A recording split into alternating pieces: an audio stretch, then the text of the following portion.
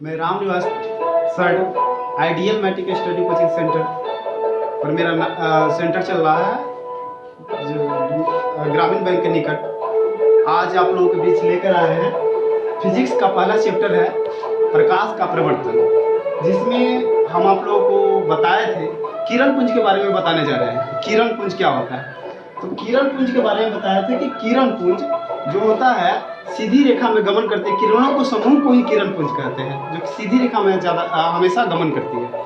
किरणों को समूह को किरण पुंज कहते हैं। वो किरण पुंज जो होता है 3 प्रकार की होती है। पहला है अपसारी किरण पुंज, दूसरा है समांतर किरण पुंज, तीसरा है अभिसारी किरण पुंज।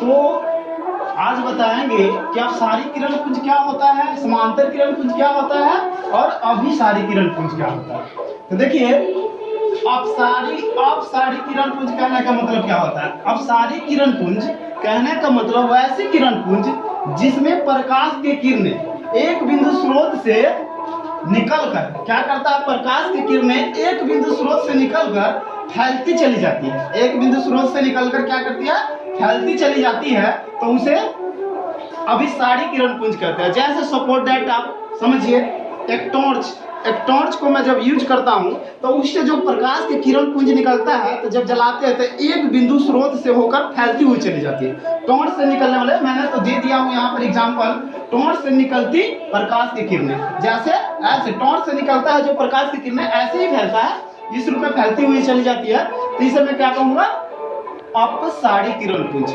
और नेक्स्ट आता है दूसरा समांतर किरण पुंज। समांतर किरण पुंज कहने का तात्पर्य है यानी प्रकाश की वैसी किरण पुंज जिसमें प्रकाश की किरणें एक दूसरे के बिल्कुल समांतर होती है, एक दूसरे के बिल्कुल समांतर होती है, उसे हम कहेंगे समांतर किरण पुंज। जैसे एग्जांपल के लिए ले लेते हैं रेजर लाइट जो सीधी रेखा में गमन करते हैं, उसे एक ही किरण पुंज निकलता है। जैसे हम रेजर लाइट को जहां पर जलाना, जिस टॉपिक को किसी टॉपिक को दिखाना, तो उस टॉपिक पर मैं यहाँ टीचर लोग यूज करते हैं। टॉपिक को दिखाना होता है, ऊंचे रहता है, ऊंचा पर टॉपिक रहता है, तो उसको दिखाने के लिए रेजर लाइट का यूज करते हैं। तो रेजर लाइट से निकलने वाली जो प्रकाश की किरण पुंज है वो समांतर होती है।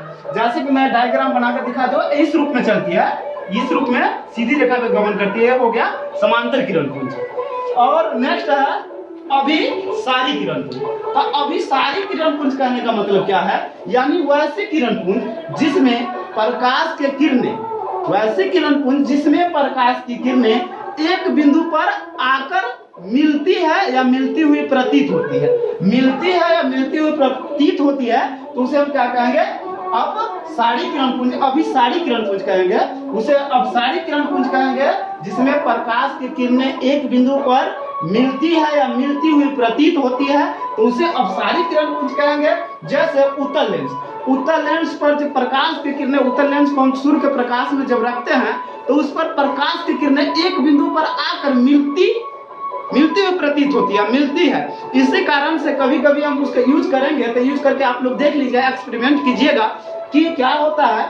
दादाजी का चश्मा में भी, बूढ़े दादाजी सब होते हैं, उनके चश्मा में उत्तल लेंस लगा रहता है, तो उसको अगर सूर्य के प्रकाश में ले जाएंगे तब वहां पर दिखाएंगे, जहां जब गर्मी का समय हो, जब सूर्य निकला हो, तो उस टाइम में ले जाकर उसको चश्मा को, शीशे के उत्तल लेंस को हम सूर्य के प्रकाश में रखेंगे तो देख पाएंगे क्या कि इस साइड में तो बहुत गर्म होता है। अगर कोई पेपर भी रखेंगे तो जल जाएगा, क्योंकि सारा किरण पुंज, सूर्य के से निकलने वाली किरण पुंज एक ही बिंदु पर आकर मिल जाती है।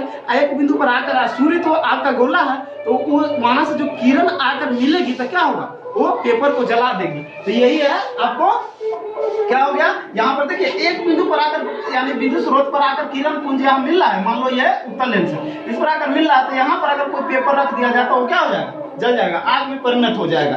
समझ गए, तो ये आप क्या हो गया, अभिसारी किरण पुंज। तो आप लोग समझ गए कि प्रकाश के कितने किरण पुंज होते हैं, तो 3, यानी प्रकाश के किरण पुंज को 3 भागों में बांटा गया है। तो आप लोगों को बहुत अच्छा से समझ में आया होगा। और